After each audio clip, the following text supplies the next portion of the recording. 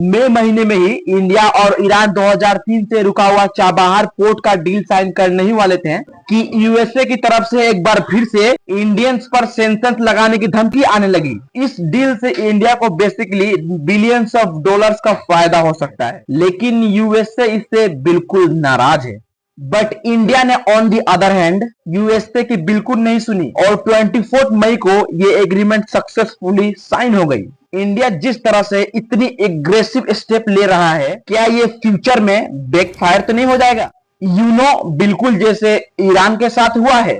याद है ना, एक टाइम था कि जब ईरान ने भी यूएस की वार्निंग को इग्नोर किया था और आज यूएस सेक्शन की वजह से ईरान की इकोनॉमी पूरी तरह से बर्बाद हो गई है। तो कहीं हमारी भी यही ओवर कॉन्फिडेंस वाली गलती हमारे देश को बर्बाद ना कर दे। सो बेसिकली 1919 से ही यूएस अपने वार को दुनिया में दो रीजन बता के मार्केट करते आए हैं। नंबर 1, ये दुनिया में पीस के लिए लड़ रहे हैं और नंबर 2, कम्युनिज्म को काउंटर करने के लिए लड़ रहे हैं, क्योंकि कम्युनिज्म एक बहुत ही हानिकारक आइडियोलॉजी है। बट इसके पीछे की असल वजह है यूएस का other infamous game of thrones, यानी कि पावर और डोमिनेंस में रहने की कमेंटेड इंटेंशन, जिसके लिए यूएस के 3 फंडामेंटल स्ट्रेटेजी है। फर्स्ट स्ट्रेटेजी, अगर आप इस वर्ल्ड मैप को ध्यान से देखोगे ना, तो आपको यूएस का माइंडसेट क्लियरली समझ में आ जाएगा कि यूएस कहीं पर भी अचानक से मुंह उठा के ह्यूमैनिटेरियन पर्पस के लिए नहीं पहुंच जाता। उसके हर एक मूव के पीछे एक हिडन इंटरेस्ट छुपा होता है। जैसे फॉर एग्जांपल 1900 में जब दुनिया नए सदी में एंटर कर रही थी, उस टाइम वेस्टर्न कंट्रीज यूएस और यूके में इंडस्ट्रियल रिवॉल्यूशन की शुरुआत हो चुकी थी। इस इंडस्ट्री रेवोल्यूशन को चलाने के लिए 2 चीजों की सबसे ज्यादा जरूरत पड़ती है, फ्यूल और रॉ मटेरियल। अब उस वक्त तो रॉ मटेरियल तो उनके दुनिया भर के कॉलोनी से तो मिल जा रहा था, लेकिन रॉ मटेरियल को प्रोसेस करने वाले इंडस्ट्री का बैकबोन था ऑयल, यानी तेल, जो उनके मोस्ट ऑफ द कॉलोनी के पास नहीं था। लेकिन इसी दौरान 1908 में ईरान मिडिल ईस्ट का वो पहला देश बना जिसके यहाँ तेल की डिस्कवरी हुई भारी मात्रा में। माइंड यू, उस वक्त सऊदी अरब, यूएई और इराक जैसे देश में उस वक्त तक तो तेल डिस्कवर ही नहीं हुआ था। इसका रिजल्ट ईरान एकलौता दुनिया का सबसे बड़ा तेल सप्लायर बन चुका था, लेकिन सिर्फ नाम का, क्योंकि ईरानियंस ऑयल फील्ड से तो ऑयल निकाल रहे थे, बट इसी तेल को ब्रिटिश को कौड़ियों के दाम में बेच रहे थे। इसका प्रॉफिट सारा ब्रिटिशन अर्न कर रहे थे। ईरान का प्रॉफिट शेयर सिर्फ 14 और 14% का ही हुआ करता था, बाकी का प्रॉफिट 86% सिर्फ ब्रिटिश लेके जाते थे। यानी कि ना तेल उनका था ना देश उनका था, लेकिन 86% प्रॉफिट उनका।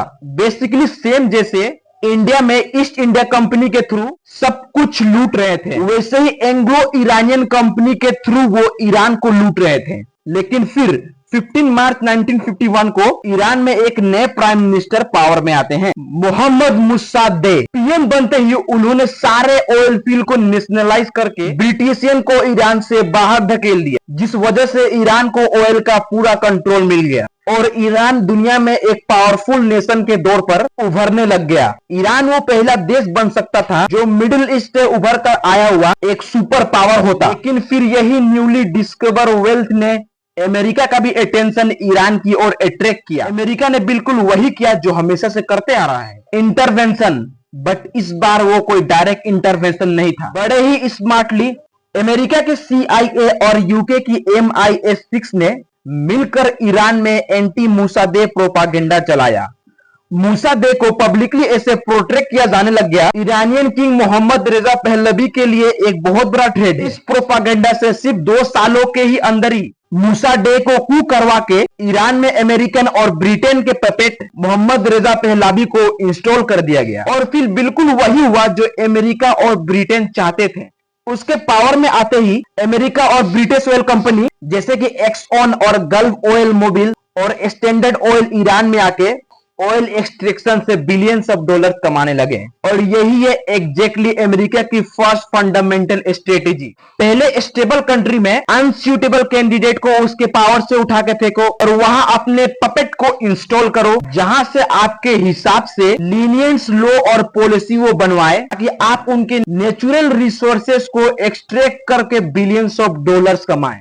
बट अमेरिका के सोने के अंडे देने वाली मुर्गी 11 फरवरी 1979 को हाथ से निकल गई, जब पहलवी के खिलाफ ईरानी रेवोल्यूशन हुआ और वहां इस्लामिक लीडर आयतुल्ला खमेनी जब पावर में आ गए, क्योंकि पावर में आते ही उन्होंने ईरान के सारे ऑयल फील्ड को नेशनलाइज कर दिया और इसीलिए अमेरिका आयतुल्ला खमेनी को आज तक बुरी तरीके से हेट कर रहा है।